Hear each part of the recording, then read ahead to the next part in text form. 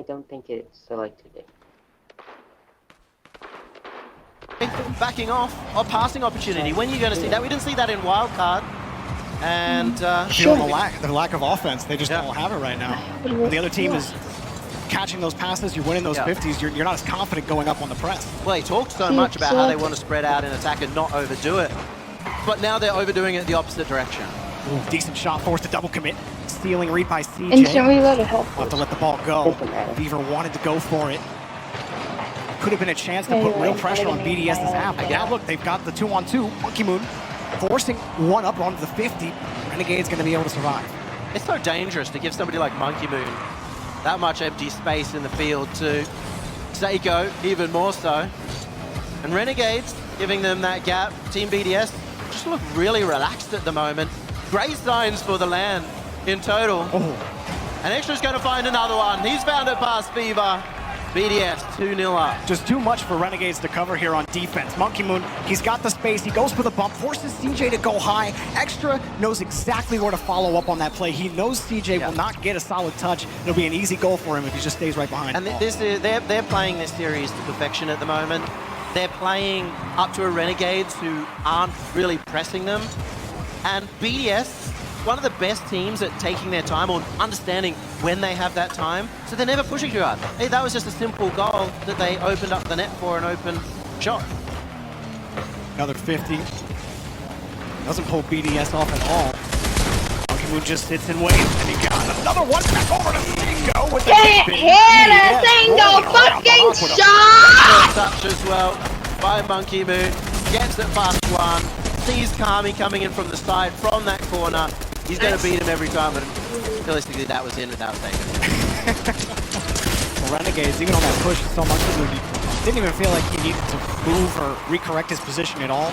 As Renegades, they were feeling pressed, but also just cheating, guys. There's no control from them on defense. That's just credit to the pressure BDS. We're just being spawn camped right now. Kind of atmosphere going on in the series. The slow atmosphere is also matching the crowd. They've been backing out Renegades. Almost a home crowd for the OCE boys here, and yet they've unfortunately been very quiet because the goals just haven't been coming. And Seiko looking for the musty. Trying to find that creativity that Seiko's known for. It's a nice move from Beaver. Renegades, at this point, you're just looking for a pick-me-up goal heading into game 3. Anything. I mean, the We're fact all that their dying. only goal has been Kami making that big play off the kickoff is really worrying for anybody watching this.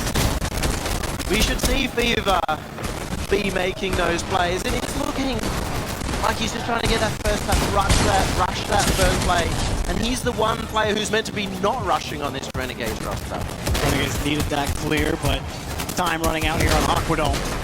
Looking forward to game number 3. I expect a Renegades timeout after this game. Much needed to take a break, maybe take a win. We'll see if they do take it. But BDS looking strong early on. After 0-9 for 2 straight lands, they start out 2-0. BDS starting to silence the doubters.